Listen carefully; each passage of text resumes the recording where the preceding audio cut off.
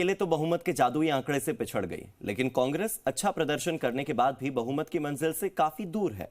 NDA के पास बहुमत है। आईएनडीआई गठबंधन भी सरकार बनाने के लिए चिंतन कर रहा है। ऐसे में सीटों के गुणा भाग होते होते, जोड़ घटाव होते होते कहीं कोई किंग मेकर ना बन जाए। लेकिन कौन बन सकता है किंग मेकर? कौन हो सकते हैं किंग मेकर्स? आइए आपको एक खास रिपोर्ट में दिखाते हैं।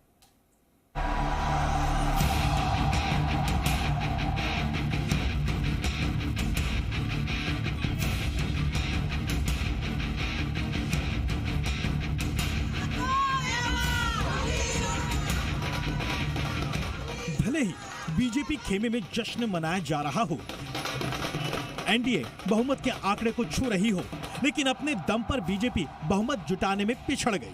एनडीए 400 पार होना तो दूर, 300 तक पहुंचने में ही हाफ गई। सत्ता का असली संग्राम तो अब शुरू हुआ है, क्योंकि अब एनडीए में जिन दलों ने बीजेपी से गठबंधन किया वो किंग मेकर की भूमिका में आ सकते हैं। ऐसे दो बड़े नाम सामने आ रहे हैं जो राजनीति का मौसम समझने का अच्छा ज्ञान रखते हैं। इनमें पहला नाम बिहार के मुख्यमंत्री और जेडीयू अध्यक्ष नीतीश कुमार है, जबकि दूसरा नाम टीडीपी के चंद्रबाबू नायडू।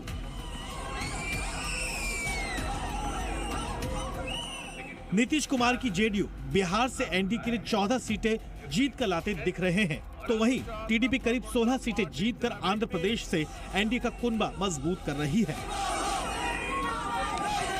दोनों को ही अपने साथ जोड़े रखने के लिए बीजेपी को थोड़ी मेहनत करनी पड़ रही है।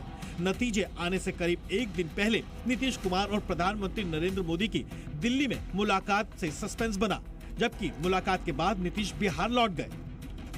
अब इंडिया गठबंधन के नेता नीतीश की तारीफ कर रहे हैं।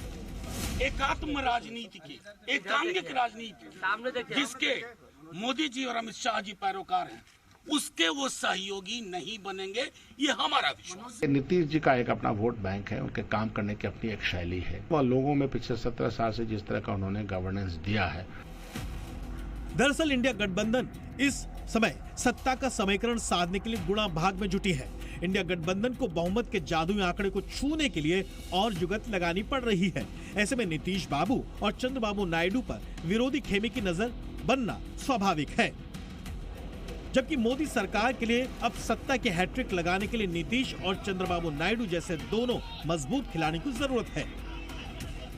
नीतीश पहले ही कसम खा चुके हैं कि अब वो इधर उधर नहीं होंगे। आप पहले आए थे, इधर हम गायब हो गए थे, तभी हम फिर आपके साथ हैं। हम आपको आश्वस्त करते हैं कि अब इधर उधर होने वाले नहीं हैं, हम रहेंगे आप ही के साथ।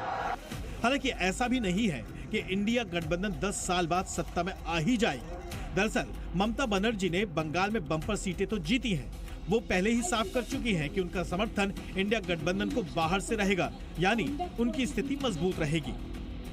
वहीं समाजवादी पार्टी भी यूपी में तेज साइकिल दौड़ाकर बीजेपी से ज्यादा नंबर ले आई है।